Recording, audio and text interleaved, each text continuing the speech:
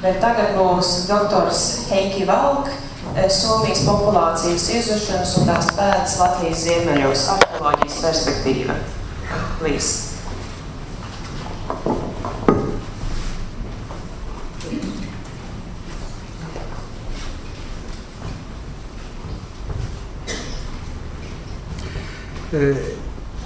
Dear colleagues, I'm very happy to be here just because we have so much common history, especially in the northern part of Latvia. I'm going to speak about that is the situation in the Roman Iron Age up to the 5th century, something like that. It may have been approximately, so the northern part of Vitsem has been inhabited by very similar people, very similar to those who lived in present-day southern Estonia. It was just the same ethnos with a little bit different groups, very similar graves and burial rites.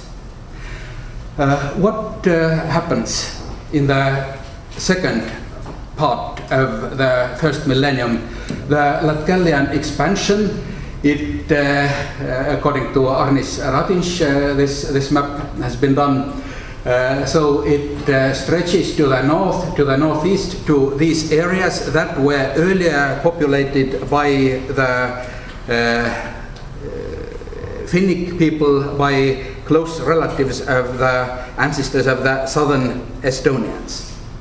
So the map from Latvian prehistory 2001, it tells us that the stone graves, the small rectangular boxes, they were still in use in the 5th, 8th century. If it was so, then the situation is very different from what took place in southern Estonia. When the Roman Iron Age ended, then in Estonia the stone graves were deserted. You see, in the Roman Iron Age there were many of them in southern Estonia, and in migration period the cemeteries, they almost disappear. So there is a very big change in burial rites in southern Estonia at transition from the Roman Iron Age to the migration period. But southern Estonia, it doesn't get empty. So the migration period cemeteries, in the second half of the first millennium, in the very eastern part of southeast Estonia, the long and round barrows that are characteristic for the Pskov land, they appear, but they are just one very specific feature of culture, and most of southern Estonia still remains almost empty of burial sites. But there are several open settlements, so people did not disappear, only burial rites changed. And also hill forts, power centers at that time, second half of the first millennium, Anno Domini, they continue. That's the migration period picture of hill forts. That is pre-Viking Age, 650, 800 Anno Domini. That is the Viking Age period of hill forts. So we lack the cemeteries. We know very little about the burial customs. And against this background, questions concerning northern Latvia.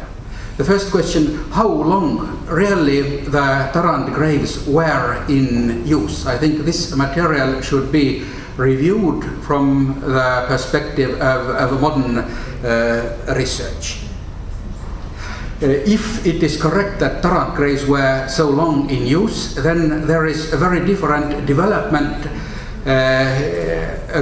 on the same ethnocultural background in southern Estonia, northern Vitsem. In southern Estonia, big changes take place, and in northern Latvia, they don't. This is one question. Why? Is it correct? And if yes, then why? And the other aspect is just the burial rites of southern Estonia. We have quite few data, but they are getting more and more, especially when reviewing old material that from the Tartu graves, the stone graves of the Roman Iron Age, there was transition to flat graves without any constructions, not visible. Grave goods almost disappeared, and they, more or less, they appear only in the second half of the Viking Age, since the 10th century. So graves, they exist, but they are almost invisible in the archaeological material if you do not specially look for them. I think, I hope that also in northern Latvia, the custom of flat graves, flat cremation graves without any visible marks, without almost any grave goods, I think it should have been also here because of the same ethnic background of the population. But the questions are just what I can say, and no answers yet. Getting on. Sorry.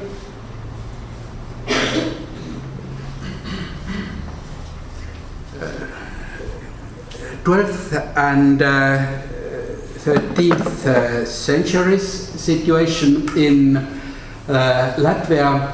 Latvian History Atlas, it gives a very static, very monolithic picture of northern Vitseme. There are transition zones that concern the leaves, south of Daugava River, southeast areas southeast of the inhabitation of area of the Daugava leaves. In Kurzeme there are transition zones, but northern Latvia, it seems just a very homogeneous Latgalian population. It seems to me that this map is not up to date anymore. And especially excavations in the cemetery of Siksala in the most southeastern corner of Estonia, where the borders of Estonia, Latvia and Russia meet. There were very long excavations from 1980 until 1993. 304 graves were excavated, and this has given a picture what took place in that corner since the 8th century up to about 1475. It is just excavations of archaeological monuments that give us information that is more or less complete. If there are just small very small excavations or just occasional stray finds, the picture is very fragmentary. So the Siksala cemetery that has been very profoundly excavated, it is also a key to northeastern Latvia to understand the situation, because in general, in very great lines, the cemetery of the 13th, 15th centuries, it is very similar to cemeteries in eastern part of Latvia. So what we know about the empty period, the 8th, 10th centuries? No finds, but we have radiocarbon dates from charcoal, from cremated bones that indicate that the cemetery was in use in that time. On the basis of excavation results of this cemetery, I would just speak of a new grave form that was based on larger areas. How large, we do not know exactly, maybe some 20 square meters, maybe 30 square meters, we don't know exactly, that were dug into the ground, deeper areas with a diameter of maybe some 5 meters, 7 meters, we don't know. The bones were just buried downwards there. They were covered with sand or soil, no finds, and as such pieces of cremated bones, if they are deeper than the layer that is disturbed by plowing, it is very, very difficult to find them. Archaeologists have no information about them, only if digging they come out. And maybe such graves are also a key to the gap in northern part of Latvia.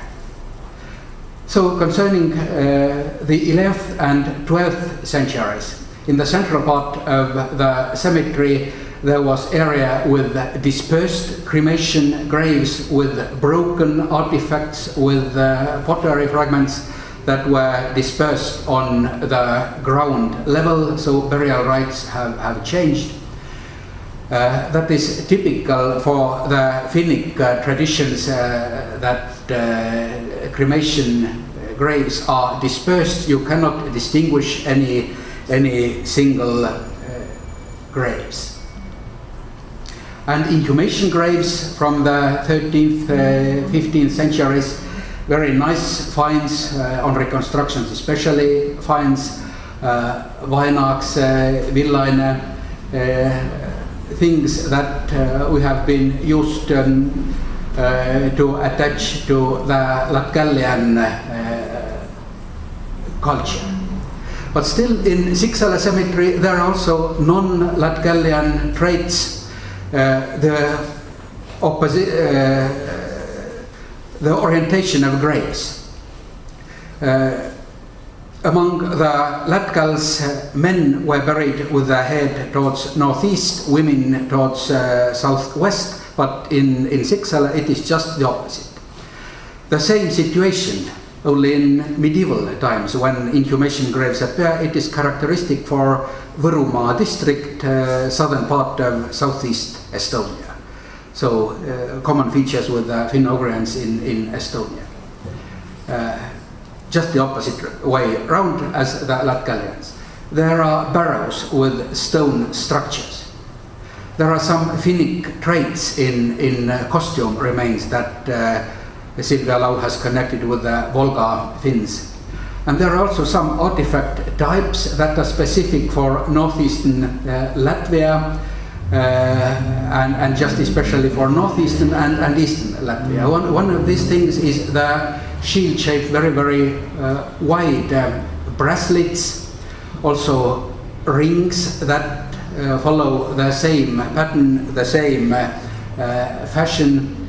If we look at the distribution map of these finds, they concentrate just in the northeastern part of Latvia, and their distribution stretches along Aiviekste river, Daugava river, down to the Daugava Leaves area. And they a little continue also in southeastern Estonia. Such pendants, anthropomorphic pendants, some resemble men, some resemble women. They are also characteristic for the northeastern part of Latvia. The more to the west, the more to the southwest, the smaller is their number. Siksala cemetery is not the only one of the same character. In Setomaa, in the Russian area, there are similar cemeteries. In the Estonian border area, just on the border of Estonia, Russia, very identical cemeteries. In northeast Latvia, Viljaka, very similar finds from disturbed graves. We don't know anything about burial customs. The Viljaka toponym, it's also very clearly South Estonia. It means something with grain. It is fertile or connected with grain, very clearly Finno-Ugric toponym. But also going to the south, Škilbennu Danilovka cemetery, very similar artifacts, also Žalnik graves with stone constructions referring to Finno-Ugric traditions. So there is an area that is rather big in the meeting place of the three countries, and a lot of cemeteries that probably are connected with this identity. And we don't know how large is just this identity area. Its center surely is Aluksne Templakans hill fort is the power center for that region, but where are the borders? Where is the western border? Where is southwestern? Where is southern? Russian sources tell about the chute of Otšela. Otšela has been identified traditionally with Otsele, northeastern corner of Latvia. 1179-80, Novgorodian Prince Mstislav went with the Novgorodians against the chute, against Otšela, and burnt their country. Mstislav went with 20,000 Novgorodians against Otšela, against the chute, had war in all country of the chute, and came back with many prisoners and cattle. So it is clearly defined that in Otšela there were Finnic people who had clear Finnic cultural identity, so that the Russians identified them as chute and not as Latgalians. And against this background there emerge some questions. These very nice finds of Vainags and Villaine, how many of them just come from the northeastern area where we are not so sure of the Latgalian background? Where is the main concentration area of these finds? The same question concerns the anthropomorphic pendants. They should be reviewed from a new perspective. They should be mapped. Also the grave orientation, northeast oriented female graves in northeast Latvia. Vitols Muznieks has shown that there are such graves. He has interpreted them as changes in the Latgalian traditional burial customs that took place as a result of Christianization. But my question is that maybe there is still some old Finno-Ugric substrate that is in Siksala cemetery, that is in Võrumaa, and that it becomes visible, archaeologically visible, only in the Middle Ages, when there is transition from cremation graves to inhumation graves. So there are questions that need answers, and this map, I'm very sure that concerning this region it should be revised. Coming more generally to the question of regional identities, so there are Daugava leaves, Gauja leaves that are very clearly archaeologically visible. There are Metsepole leaves that we know from Henry's chronicle. There are the Idumeans that are mentioned by Henry. There are the Vents around Cesis mentioned by Henry as small identities. But Henry has not written about everything that existed. Concerning the leaves, there are some questions. The area inhabited by the leaves, was it really empty before the leaves appeared? It is just pollen analysis that can show us where these areas populated. Maybe there are invisible graves. Likewise in southern Estonia. Southern Estonia seemed, judging by grave finds, it seems empty, but pollen shows that it was populated, and some archaeological finds as well. So this is a question that should be answered before making final decisions about the origin of the leaves. Then the question of the fate of the leaves, especially the Gauja leaves in the 13th century. They are, up to the 13th century, very nice finds in graves, and then they disappear. What disappears? Do the leaves disappear, or do finds disappear from the graves? If we have parallels from northern Estonia, in northern Estonia graves were very, very rich. In Võrumaa district, in the final Iron Age up to the mid-13th century, and then very suddenly the rich graves disappear. But the Estonians didn't disappear. They live continuously up to this time. So what is the reason for disappearance? It is just that the fashion changed. The local nobility overtook the European fashion. These change and bracelets, they became old-fashioned, and if the local nobility wanted to be modern in the new system of vassals, they changed their clothing. These nice things belong to the past already since the mid-13th century, and I'm very sure that it happened also among the Gauja leaves, who were just in the very core of the order territories. The Daugava leaves, however, their identity can be observed up to the 15th century, typical Finnic pendants. So the question of the Livic expansion, Evald Smugurevich has shown on the basis of grave orientation, he has suggested that there was expansion of the leaves towards the northeast in the Middle Ages. And finds from Siksala cemetery in two aspects. They also confirm this hypothesis. A man with a sword was buried in early 14th century, and his wife had a very typical Finnic pendant that do not exist in Estonia, but that are characteristic for the Daugava leaf area. Her headdress was different. And also in craniology, Leiu Heapost states that in the 14th, 15th century, people become more similar in the physical appearance to the Livic population. The Livic toponyms in Latvia are also quite widespread, and also in north and also northeast. So how long was how far was the Livic identity spread? The Leivu Igauni, they existed until the early 20th century, a group of Finnic people that were not linguistically Southern Estonians, but somewhere between the South Estonians and the Leaves, maybe the last island of the Livic population.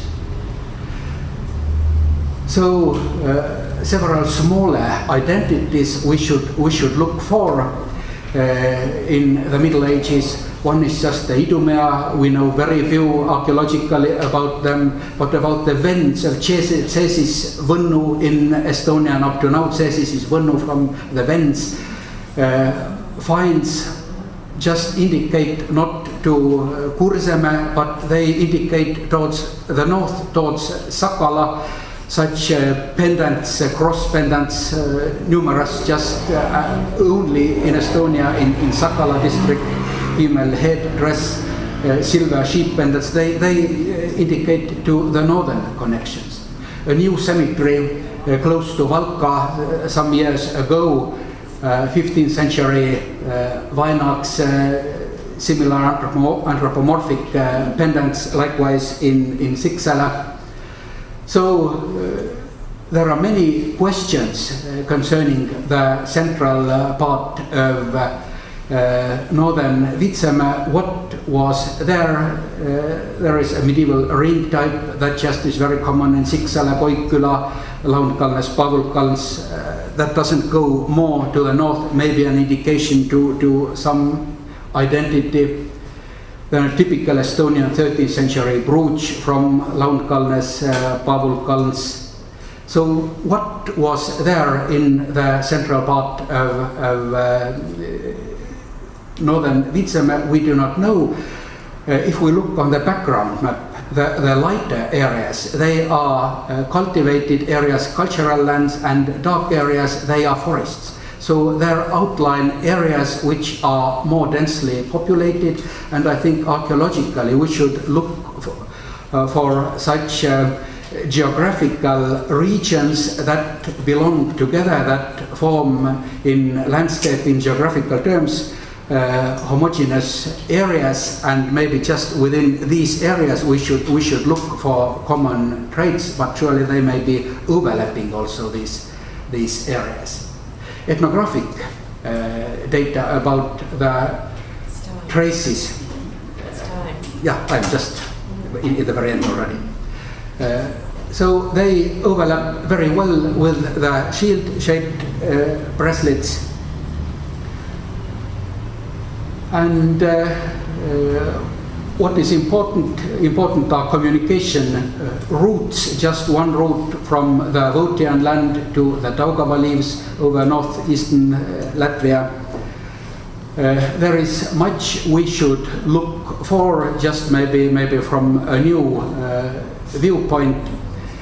I'm very sure that the idea of nations, as we have been used to think that there were Estonians, Latvians and Leaves in the Middle Ages also, as well as they are reflected in the written sources, we should just think from a new perspective, look for smaller regional identities.